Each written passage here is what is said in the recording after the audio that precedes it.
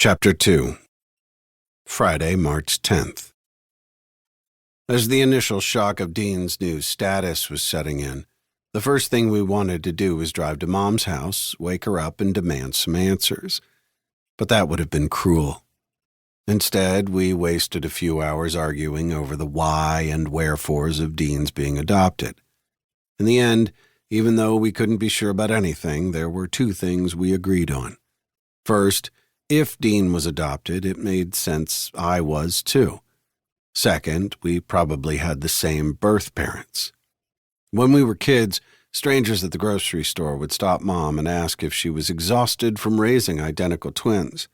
Dean's growth spurt at 10 stopped that, but we still looked like brothers. We both had green eyes, chestnut blonde hair, and the same prominent jawline. How could we not have the same biological parents? We soon got tired of inventing new conspiracy theories and called it a night. The funeral service the next day was a torrent of emotions.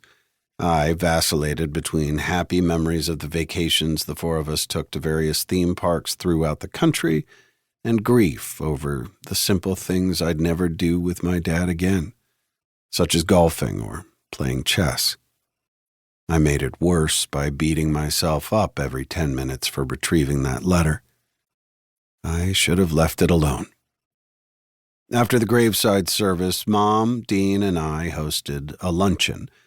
To me, the usual social pleasantries one shared with family and friends had taken on a toxic undercurrent, as if each table was speculating among themselves whether losing an adopted father was somehow easier than losing a birth father.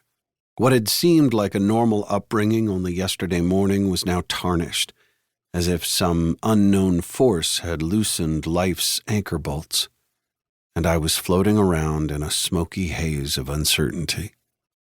Childhood scenes kept popping into my head, which now took on more nuanced meanings, none of which were good.